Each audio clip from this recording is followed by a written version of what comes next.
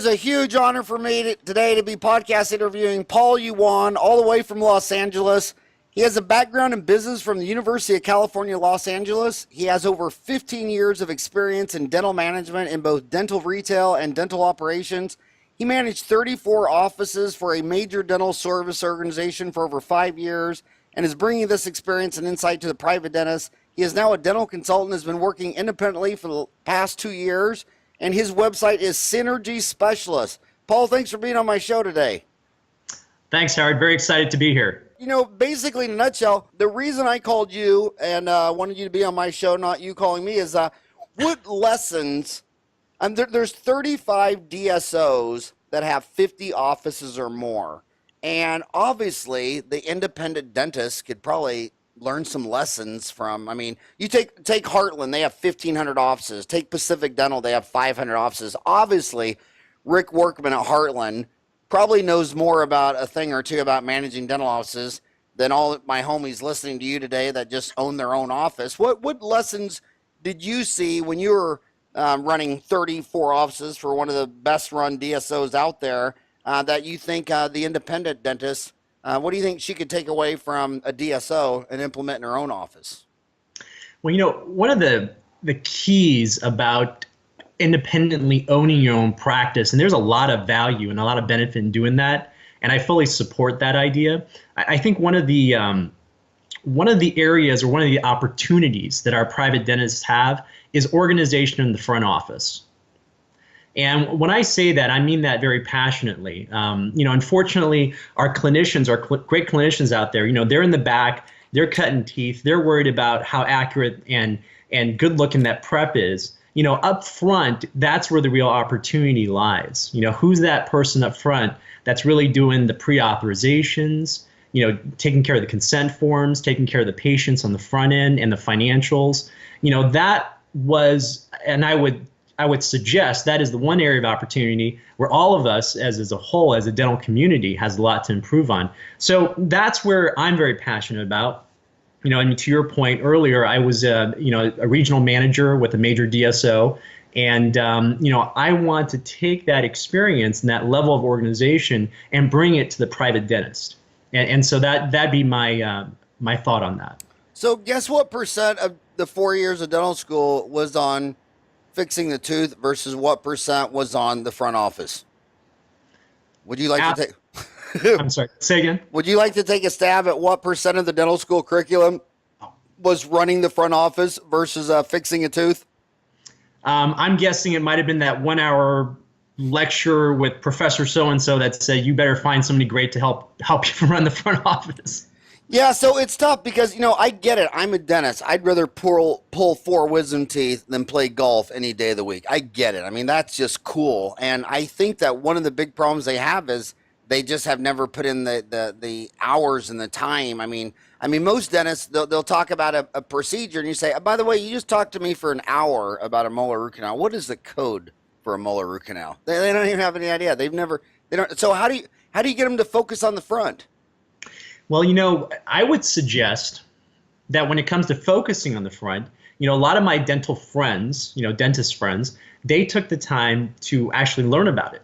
You know, to your point, you know, what are the codes? What are some of the things that they need to do in order to make sure that they're paid either by their patient or the insurance companies? So, you know, this is what they can do to help themselves out, is basically sit down with somebody that is knowledgeable in the dental industry and maybe talk to them about what they know. And to your point, you know, from what they lacked in learning in dental school, it's something they can learn when they come out. And you know, it's very valuable to have that understanding and then be able to knowledgeably understand what it takes to be paid by the insurance companies or from a private patient.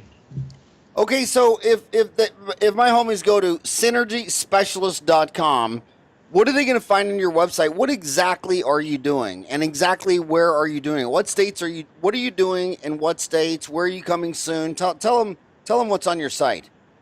So we are a dental specialty consulting company, and so primarily our role is to help facilitate comprehensive dentistry by doing 3 things. We help to introduce a quality specialist to a owner dentist that is interested in bringing in a specialist to work with. And again, I want to emphasize this. Ultimately, it's the owner dentist's decision on which specialist they want to work with. Number two, we provide comprehensive front office training in so far as making sure the front office is knowledgeable about how to run that particular dental specialty. And I'm an expert in doing that. I've been doing that, with that major DSO, and now I'm taking that knowledge to the private office. And then the third value proposition is that we help to provide insurance credentialing for that specialist that comes into the general dentist's office, whereby, for example, if that private dentist takes any number of PPOs or private insurances, we help to credential that specialist on the same insurances that the owner doctor would like that specialist on.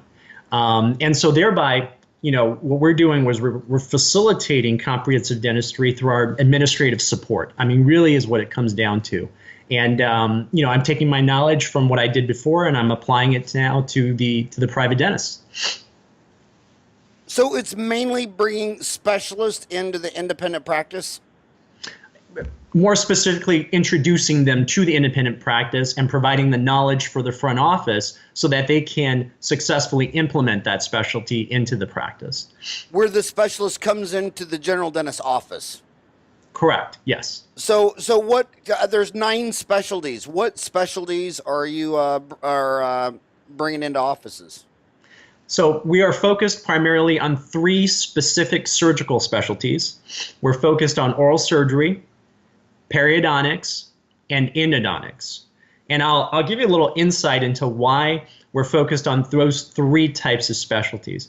Those 3 specialties primarily are surgical specialties that can be completed, on a 1-visit basis. Sometimes multiple visits, but for the most part, 1-visit basis. And then, some minimal follow-up. And then I wanted to also answer your question earlier, Howard, about which states we're primarily operating in. We're primarily in California, and we are in Texas. Okay. So California, that's 10% of America. That's right. Yeah, I mean, it's we're the a same. fresh young company, and we're excited to get going. But to your point, yes, we are only in those 2 states. Well, California, it's a what is the population of California? 38 million? I think that's a fair estimate. And it's the same size as Canada. It is. And what's weird about Canada is 90% of Canadians live within 100 miles of the U.S. border. They just all live along that bottom line there. They just barely crossed over to that huge, massive country that's actually larger square miles than the United States. And if you add Canada and California together, then you have the United Kingdom. And the United Kingdom is interesting. They have 24,000 dentists, but 10,000 of them own their own office, and then they hire 14,000 associates.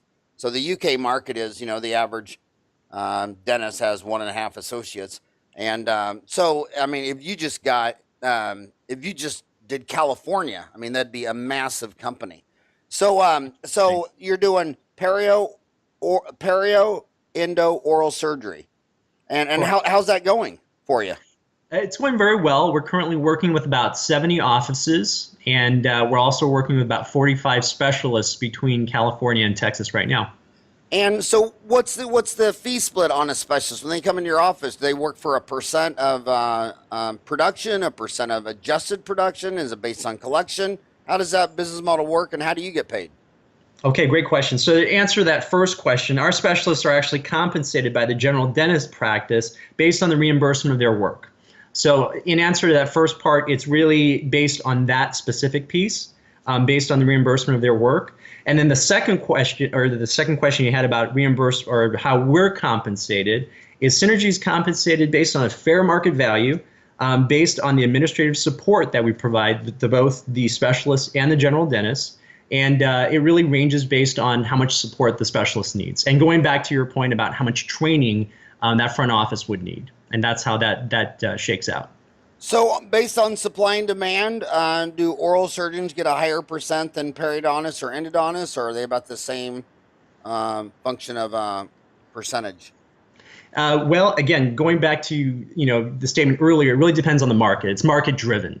So exactly, it's supply and demand. Depends on, for example, let's say if you were in a rural part of California and it's very difficult to find an oral surgeon, then yes, the demand for that oral surgeon is higher. And so the compensation the oral surgeon would be looking for is a little higher there. So California has what, 5 dental schools, or is it 6? That's a good question. Let's see. I guess Western University just opened in Pomona, California. And I think they might be the 6th university. So you're right. There might be about 6 now, because we have USC, UCLA, UOP, UCSF, Loma Linda, and Western University. So there's actually 6 universities here. So Loma Linda, USC, UCLA, UOP, UCSF. And Western University in Pomona. And where's Pomona? Pomona, well, here's some irony. I personally live out here in the Chino Hills Diamond Bar area, and Pomona is right here. It's in eastern part of Los Angeles. And and Loma Linda is in Redlands, right? That's right. It's even further east by Palm Springs, closer to Palm Springs. Yes, and so USC and UCLA, they're in LA, right? Right. So basically you have 2 in San Francisco city limits, and then you have 4 in the LA metro.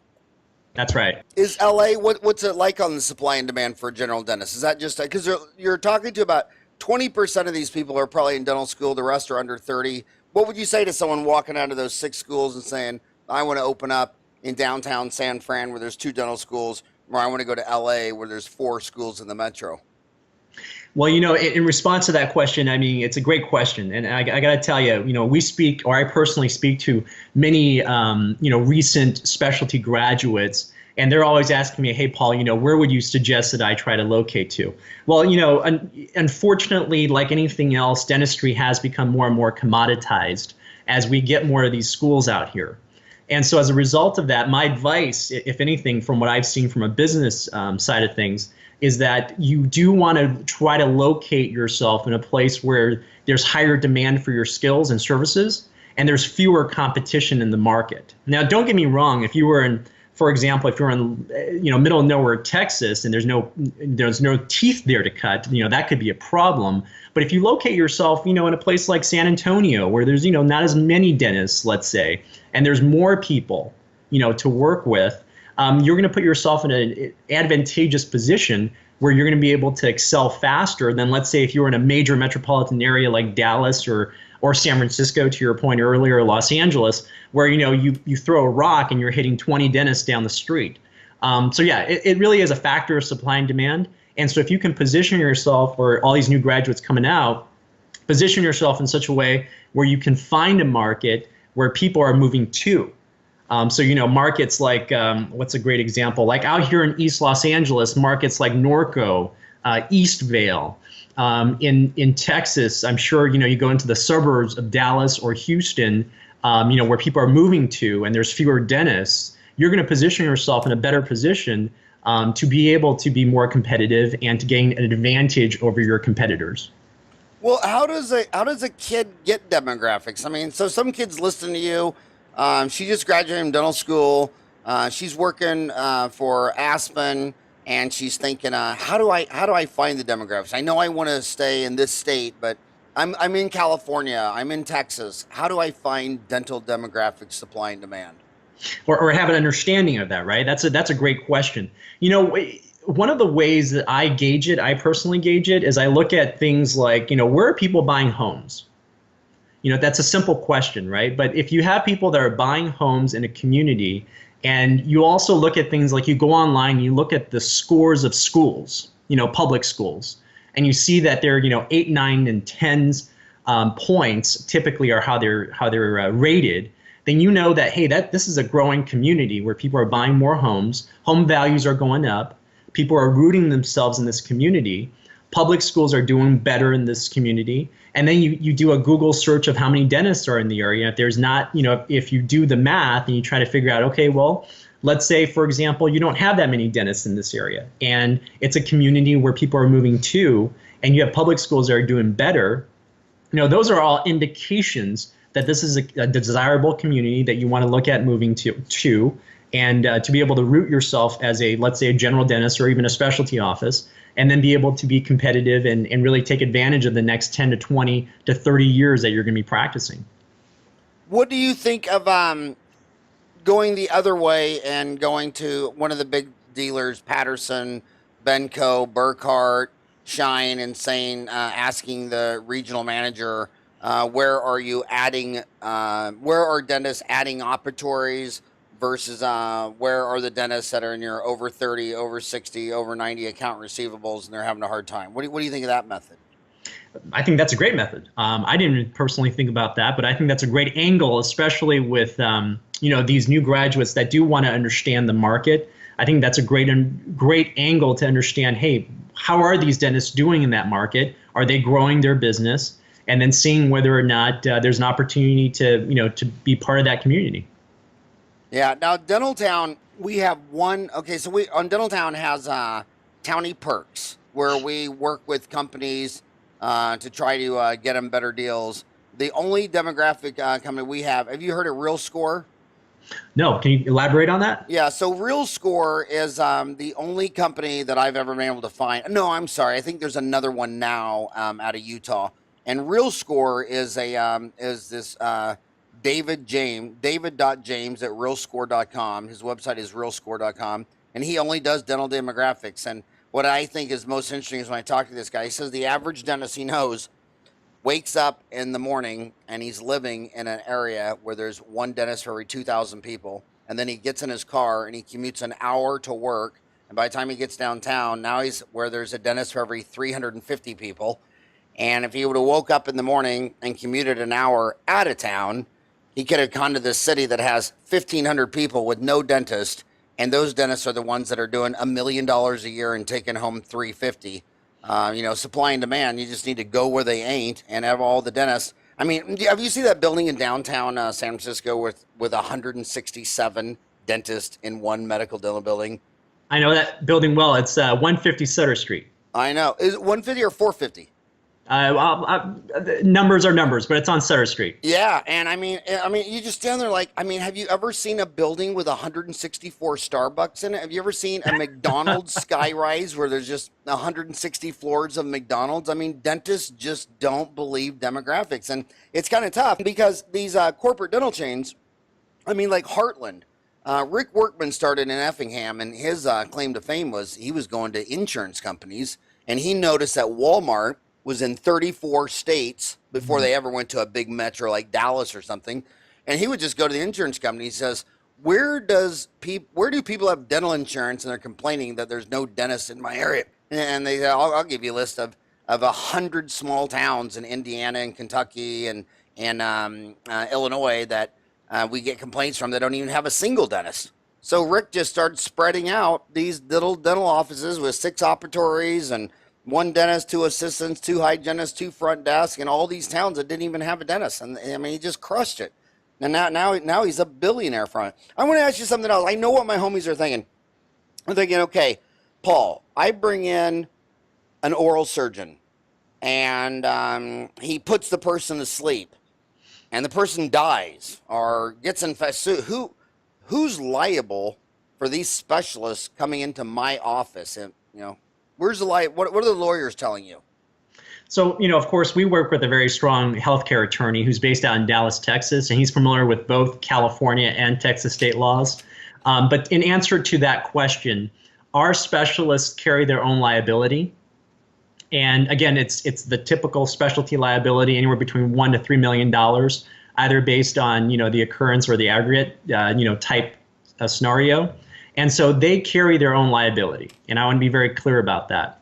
Now, that being said, we're in major metropolitan states, right? We're in California, we're in Texas. And in any of these states, it's a very litigious state, which would imply that your patients are more than likely, they slip on a banana peel. They're going to sue everybody in that office, the receptionist on down.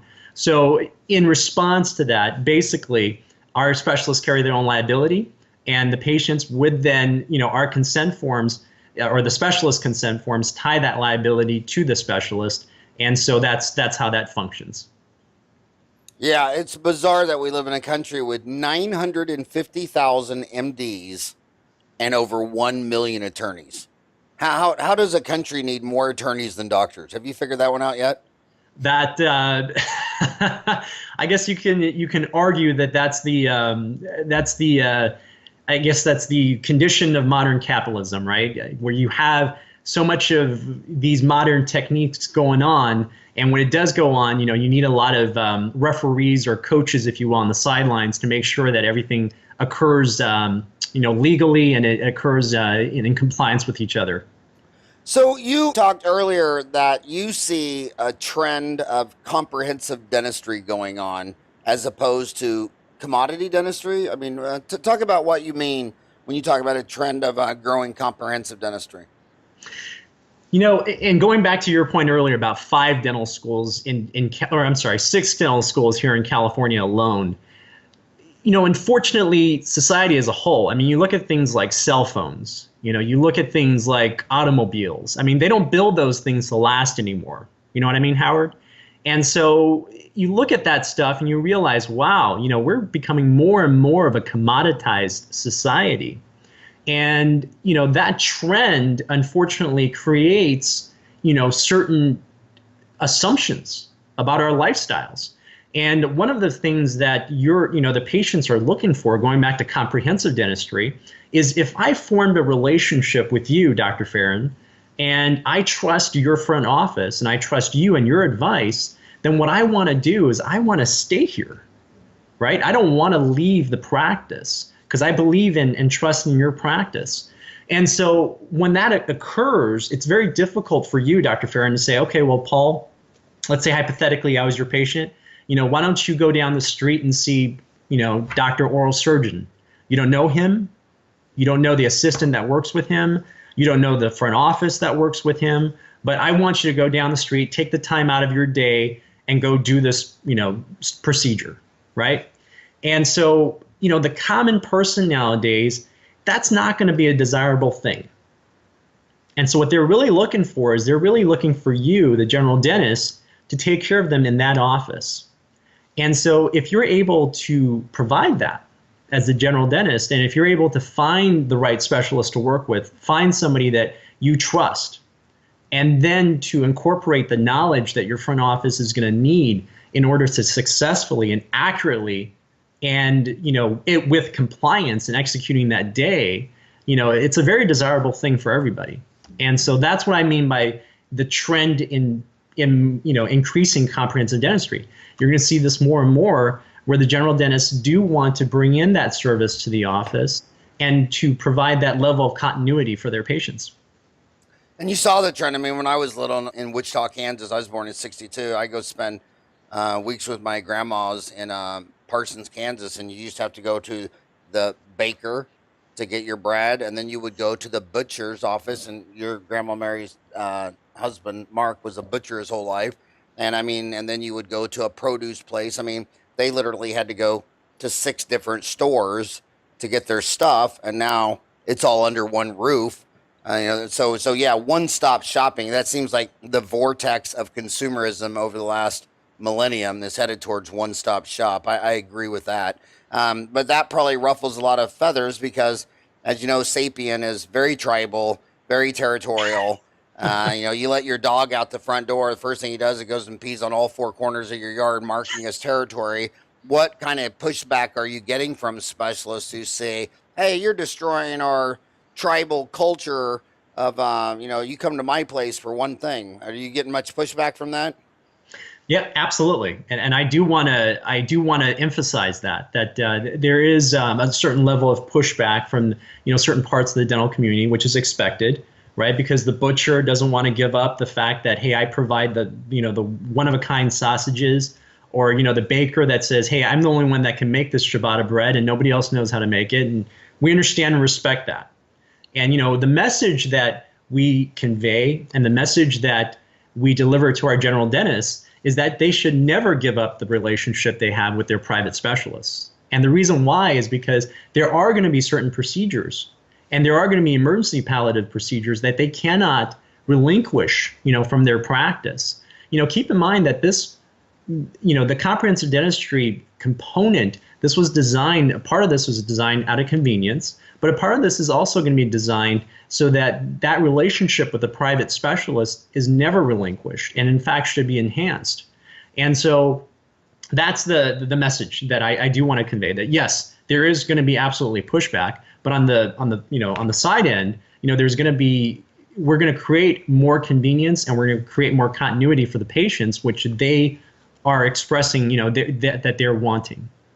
Well, I look at it, my best example is Google versus the remote control. And I've never been in a house for any time where anybody ever knew how to work the remote control, because every silo from the company shows up and says, well, I want all these buttons for my DVD. Well, I want all these for the VCR. Well, and next thing you know, you have a remote control with 35 buttons on it that nobody who's not an electrical engineer knows what the shit it is. And then you have Google and Apple who say, whenever two tribes are fighting within Google, Sergey Brin and Larry Page would say, well, the customer comes first. What's best for the customer? And dentistry operates like a remote control with all these different silos and all these buttons, and people are running from periodontist to pedodontist to blah, stuff. And if Google or Apple had a dental office, it would be real user-friendly. You would just come in, it'd be intuitive. So go back to the front office. So I'm pretty sure from all the data I get, a lot of fans of the show email me, howard@dentaltown.com. They're all dentists. I don't think you're talking to any hygienists or office managers or front office and everything. And I know my homies. I mean, if you, on Dental Town, we'll put up a course on oral surgery or endo, and it'll get 10,000 views. Then we'll put up an epic practice management course, and it'll get 30 views. I'm like, really? I mean, they're dentists. It's like a chef only wants to take a course on how to make this awesome dish. They don't want to learn, marketing their restaurant or what their food costs are. So talk about comprehensive front office training. If my homies went to synergiespecialist.com or emailed you, paul@synergiespecialist.com, what can you provide for their front office? So what I personally do is I run a 2-hour webinar for their front office. So for example, I can't be in Santa Barbara and I can't be in Houston at the same time. So what I do is I arrange for a 2-hour webinar where over the course of those 2 hours, what I do is I go over all of the details of running that particular specialty. Everything from pre-authorizations down to how do we schedule correctly? How do we prepare the right consent forms for our specialists that the specialists provide to the office? How do we do the billing accurately? How do we present the financials accurately? I go over all of those details in addition to providing some proprietary tools that I've come up with in order for the front office to be more accurate and in order for them to be more confident in delivering the knowledge that they need to deliver and convey to the patients, and in order for the patients to confidently be able to schedule with the front office. That's the key for me, and I'm very passionate about that because I believe that if your front office is knowledgeable, they're going to be confident, and that confidence is going to convey itself to the patient. As you know, because I'm sure in your experience, that a great front office team, goes a long way in delivering the dentistry that you guys want to deliver, right? Because it comes down to patient case acceptance, and a lot of that, part of that is psychology and what the patient's thinking about, not only you, the doctor, but also your entire team, right? The assistant and the front office. Are they providing everything they're looking for? And then confidently be able to say, yes, let's do that dentistry here at this office. So, to that point, that 2-hour webinar, I provide that. And then thereafter, I'm available by text, by phone, by email to that office. So if they have any questions thereafter about certain, specific insurance coordinating questions or specific questions about, how to prepare for that day, I'm available to them thereafter. You ought to put a version of that on Dental Town. We put up 360 courses. Most of them are an hour long, and they've been viewed 600,000 times. Wow, that's amazing. Yeah, it's crazy. I mean, right now, the ADA convention's coming up, and what's amazing is you look at the data of attendance of all these major meetings. They've been trending downward for 10 years because the millennials just soon watch it on their iPhone, their iPad, their big screen. I mean, look at University of Phoenix Online. We talked earlier about UCLA and USC. University of Phoenix Online is the largest university in America. Right. And the next largest university is 1/10 its size. Isn't that amazing? Right. Well, again, our society of convenience, right? It comes down to what's convenient for that individual to be able to do that. So when you're doing insurance, and you're dealing with surgeries, are you medical billing much insurance, or are you sticking mostly with dentistry? I mean, is medical insurance billing a big part of your repertoire, or not really? No, our focus is primarily on dental insurance and that knowledge and teaching that knowledge to the front office. And what about practice management software? Do these offices all use different practice management software? What would you say to some kid working at Aspen or Heartland or some big corporate dental office, and they're saying, well, you work with a bunch of offices. What do you say you're working with 70 different offices? Do you like any practice management information system better than the other? Dentrix, EagleSoft, Open Dental, SoftDent, any of them better in your mind? You know, what's funny about practice management software is that, in my mind, they essentially do one important thing for you, right? They're there to organize the office so that you understand where that patient's at and what needs to be done for that patient. And so what it comes down to, it really comes down to user preference, right? You know, are you a user that wants a really complicated system that can spit out reports that are very complicated and very detailed? And then you have to figure out how to create those formulas for that practice management software. Well, there are, you know, softwares out there like that, right? And then you have easier systems to get into that are probably not as complicated and are, you know, going to be more intuitive. And then there are systems like that. So I think in response to that question, it really comes down to what you want to get out of the practice management software. And so my advice to your, you know, to the guys that are coming out now and are looking at incorporating that for their offices, you know, sit down, play with the practice management software, look at all the different features and figure out, okay, do I want the SUV with every bell and whistle on it and I'll probably, you know, use it once a year and pay for it? Or do I want just a car that takes me from A to, you know, to B? And, you know, I need to get in, push the button and get going, you know, because they have practice management softwares tailored for each type of dentist. And that my ultimate advice is for the doc to sit down, play with the system and realize and honestly ask themselves, hey, do I want to pay for all these bells and whistles? Or in reality, am I not going to use all that? So that's what it comes down to. It's my biggest pet peeve in all of dentistry. I mean, everybody that's running a franchise, a Long John Silver's, Longhorn Steakhouse, they all know their food costs. They all know it at the end of the day. And Shines, Dentrix, and Patterson's EagleSoft, the fact that it's 2016 and they don't hook that up with an accounting software so this dentist knows he's signing up for a PPO at $220 for an MOD filling, and the schedule knows that this guy takes an hour to do it, and he knows with paying all the bills that operatory costs $240, and he's actually going to lose $20 to do this, and he doesn't know that. And then you listen to Shine and Patterson call on their stock market calls, and they're all sitting there saying, oh yeah, our earnings are 3 cents a share. It's like, dude, why did none of your customers know what their earnings are on a filling?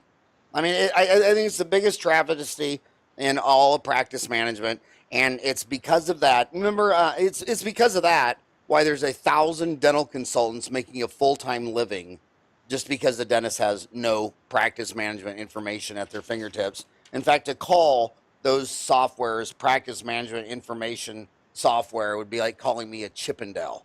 I mean, I'm sure I could get my butt up on that pole somehow, but it's a long way from a Chippendale. So then these specialists that you have, the oral surgeons, the periodontists, endodontists, are they more likely to be working for you full time, or are they more likely to be doing, is this a part-time Friday, Saturday gig or something? Well, I want to answer two parts to those questions. Number one, they're not working for me. I want to be very clear about that. I work for them as a dental consultant. And number two, the majority of them are basically doing this part-time. Some of them own their own private practices. Some of them teach part-time. So in answer to that question, it really depends on the individual. But for the most part, I would say it's a combination of the two. It's coming to. So you're a healthcare attorney. He's got you highly, highly educated and skilled. You immediately are dodging these liability questions perfectly for your attorney. Is your healthcare attorney in Texas? Does he mostly do dental, or does he do dental and medical? He's a healthcare attorney, so he does. He's knowledgeable in both, physical healthcare and dental. You think he'd be a good podcast guest? Wouldn't be a bad idea. Dr. Raymond King is a good guy. He's actually an optometrist by training, but went back for law school. So I'll be happy to introduce you to him. Yeah, send me an email, howard@dentaltown.com, and CC him. Optometrist, one of the greatest dentists out there in California was an optometrist first, Bob Ibsen, and then he went back to school to become a dentist.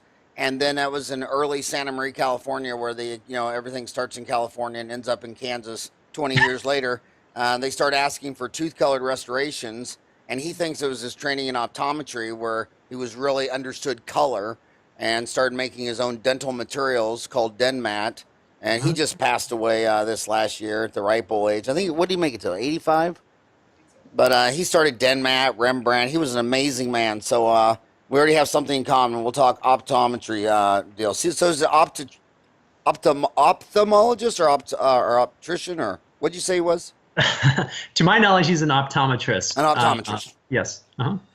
Right on. So what else could you educate my homies on? I've had you on 40 minutes. What else do you want to tell them that they could take away from these big? You used to manage 35 offices for one of the most successful DSOs out there, ran by one of my good buddies. What other takeaways could they learn? What do you think they're doing better?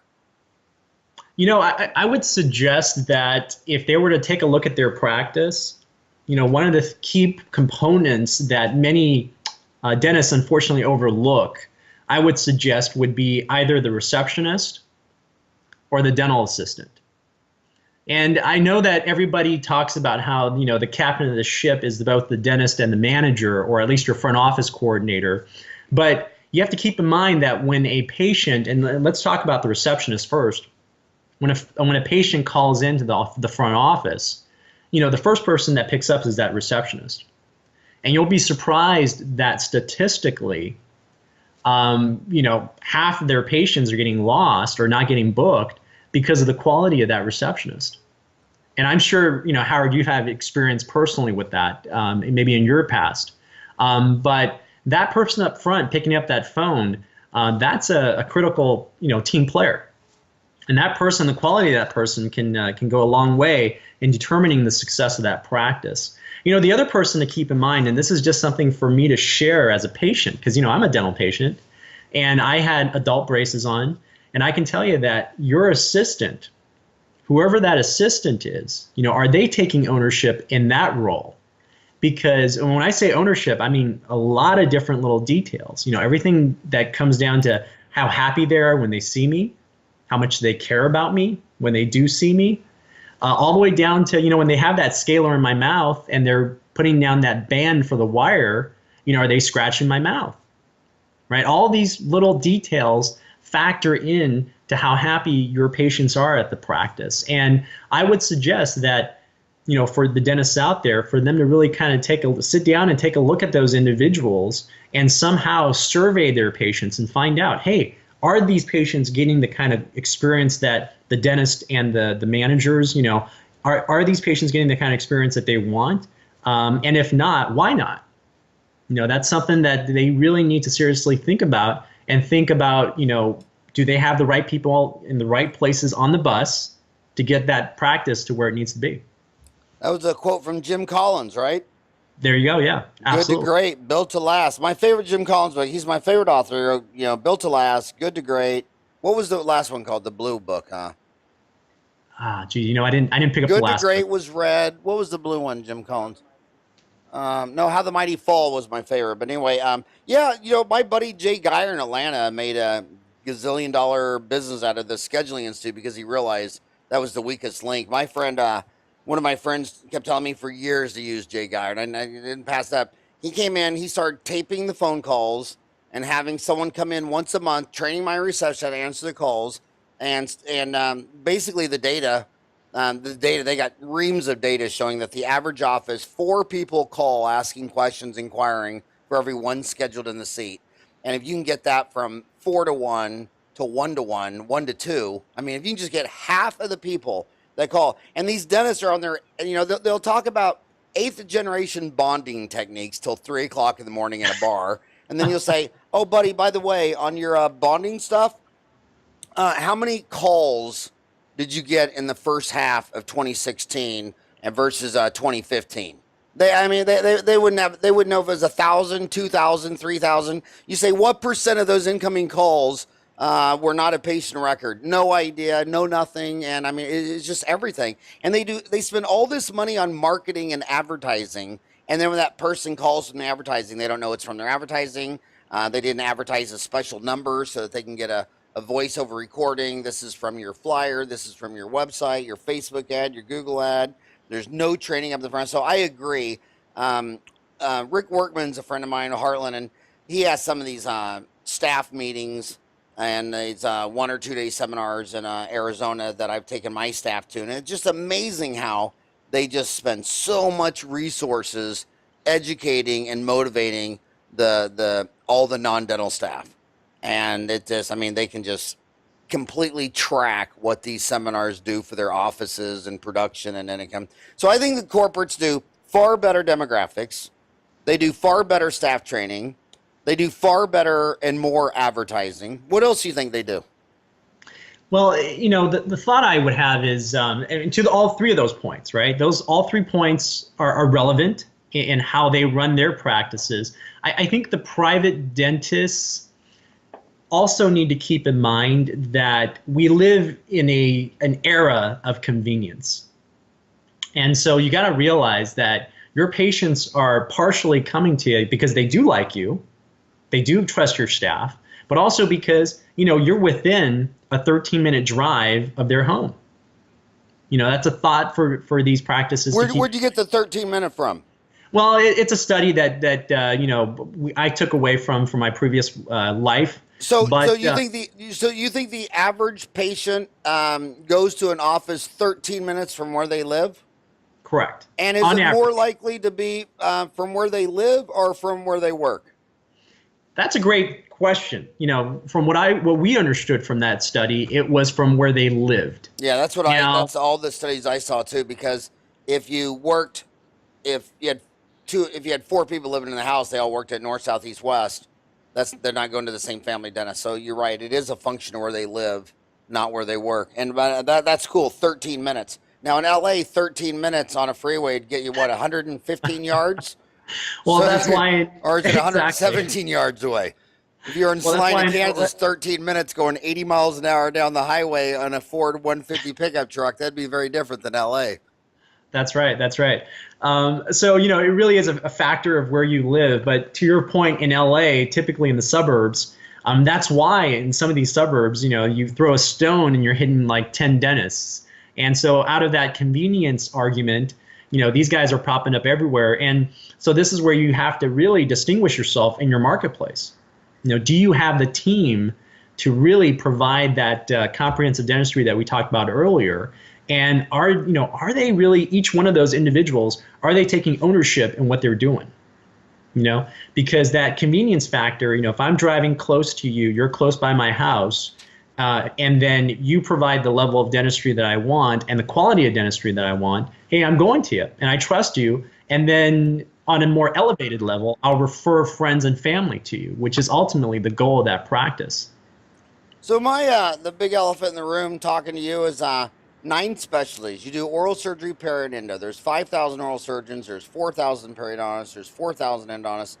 Why aren't you doing the orthodonts? That's the largest specialty. It's 10,000. I mean, the joke is Alaska thinks they're all that. I mean, Texas thinks they're so big. But if you cut Alaska in half, each half of Alaska would be bigger than Texas. So if you cut the orthodontists in half, each half would be more specialist than the next largest one, oral surgeon. So why did you not go after the 4,000-pound elephant ortho?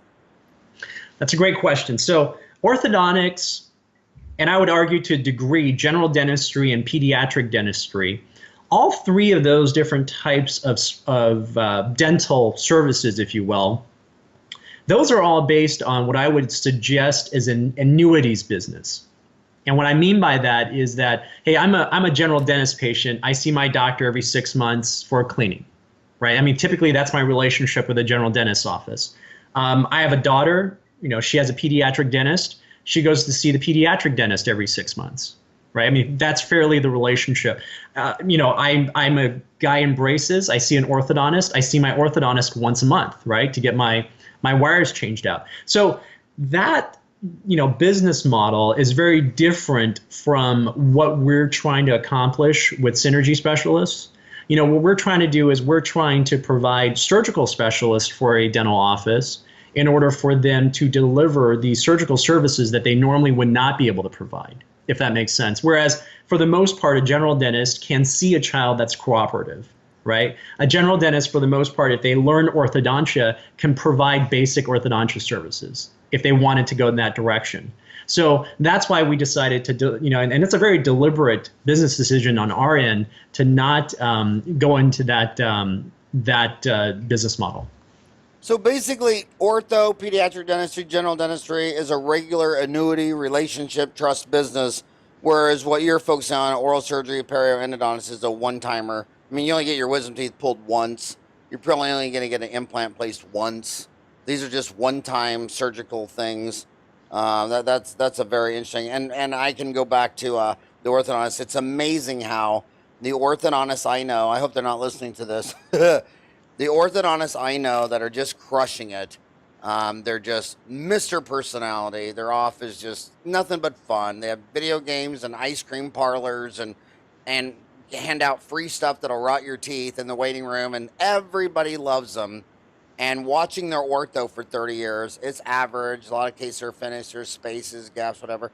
And then the people that just crush perfect ortho, but they're introverts, they have no personality, and they're just geeks and everything, and they just barely survive year after year after year. It's just stuff.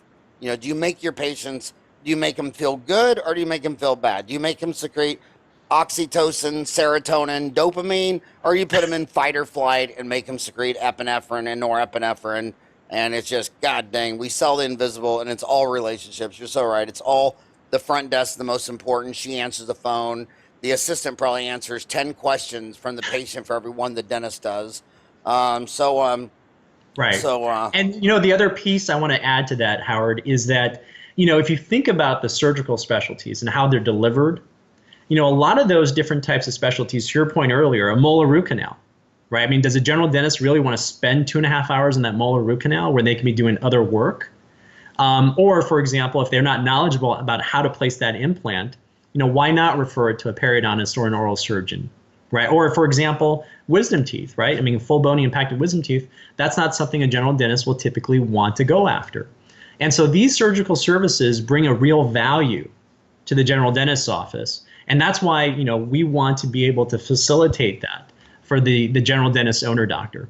And the other thing is, say a dentist decides they want to go to place implants. They'll go buy $100,000 CBC teeth. They'll go all the way to Dominican Republic with Arun Garg and spend, $5,000 a week, and they'll do that. Maybe go to Mexico. They'll spend $10, $20, $30, $40,000 on lectures. Maybe they'll go to Quay, Spear, Pankey, Dawson.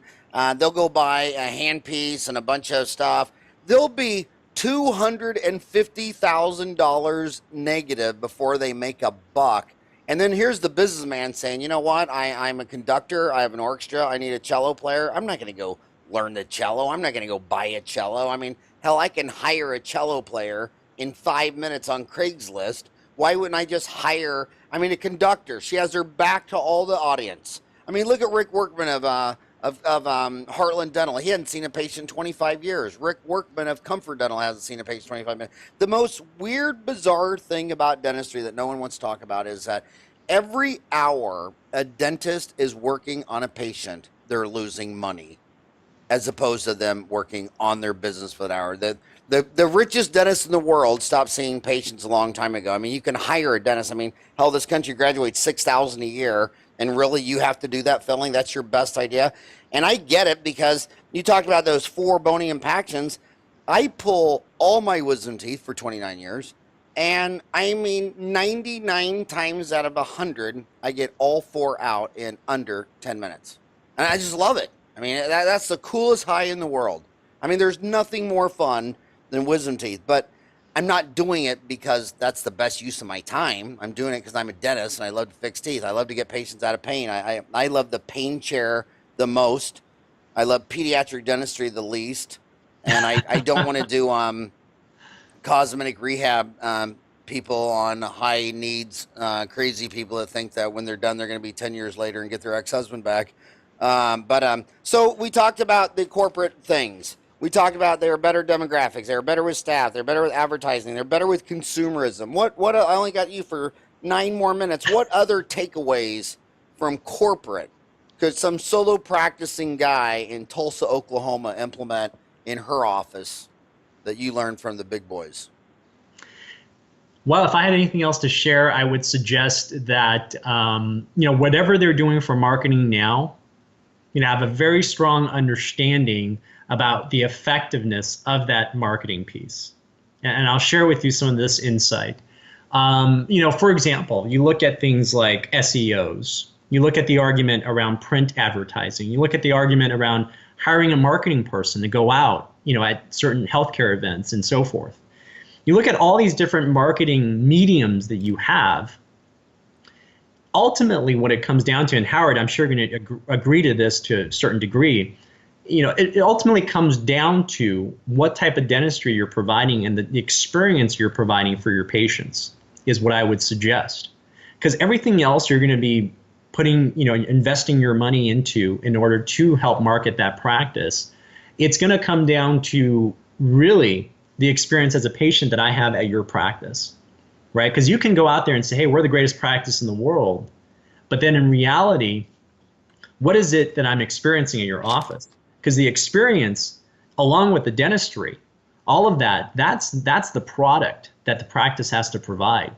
And if that as a whole can be better, and in bring in comprehensive dentistry as a whole can make your practice better, that's what you really ought to be thinking about as a dental owner, is insofar as understanding all of that and the net effect of all of that for your patients. I think that's what it comes down to.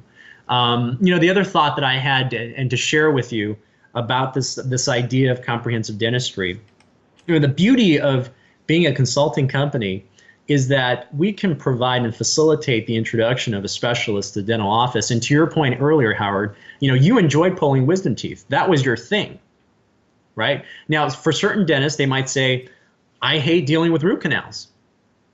I never want to touch one, but I'll do every full bony wisdom tooth. Well, great, doc, we can provide we can introduce you to a great endodontist, and you can make a decision on which one to bring in, and we can make this a truly successful, comprehensive, practice where one that your patient can come to and never have to worry about going anywhere else. And that's that's the key in the future of dentistry, in my opinion, is that when your patients can walk away from that practice and say, hey, this is my dental office.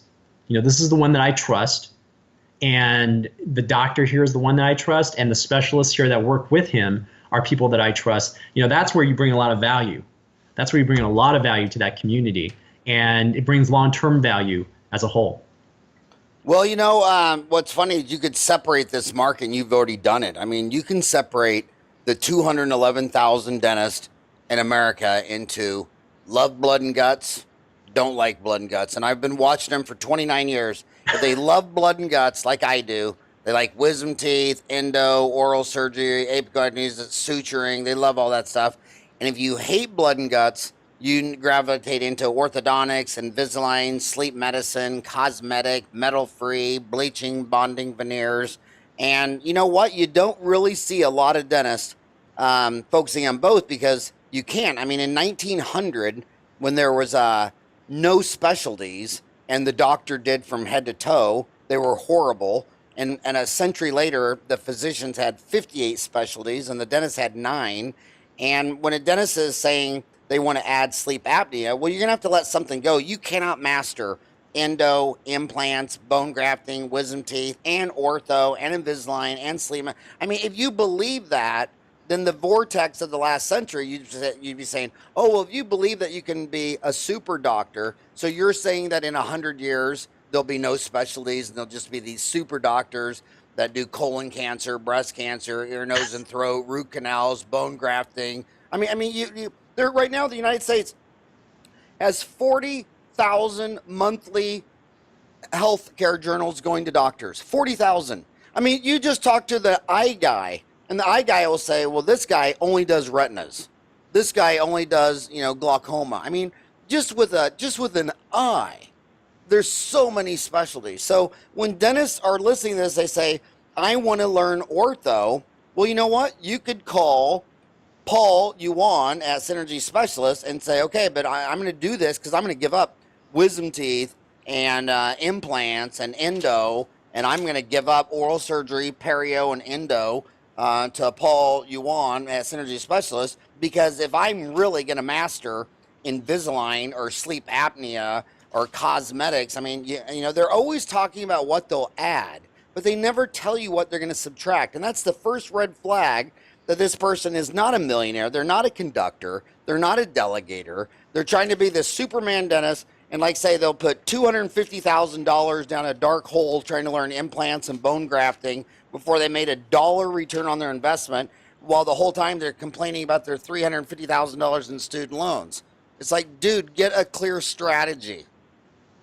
Absolutely. And that's where we bring a lot of value to this space.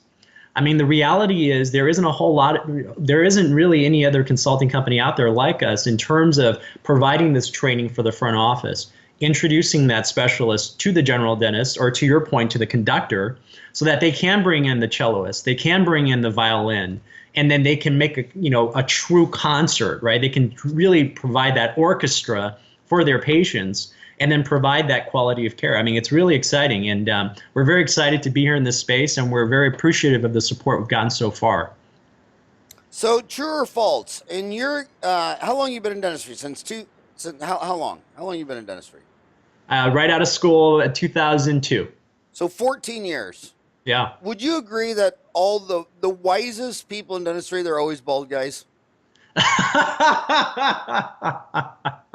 It's funny you make that statement, but that's a very strong observation, because I think I've worked with many guys that are bald, and you're right. They're not, let's put it this way, they're not stupid, and they're very humble, and in my opinion, they're definitely leaders in their field.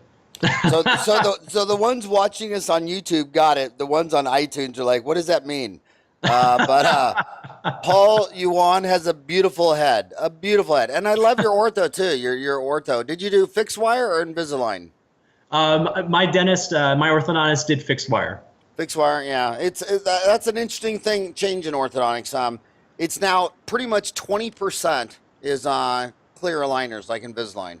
That was an amazing brand. That was probably the biggest brand made since I graduated from dental school in '87 was that Invisalign. I mean, I'd say that brand name is as big as Colgate and Crest and Oral-B and Sonicare. I mean, no matter what country you're in, you tell the waitress you're a dentist and she starts asking you questions about Invisalign. You could be in Malaysia, Indonesia, Soweto. That's a huge brand. Well, hey, all I want to say is good luck to you. When are you going to be in my neck of the woods? When are you going to start in Arizona and start doing this for Howard and Phoenix at mytodaysdental.com? Very soon. How's that? Do you think so? Hopefully soon, yes.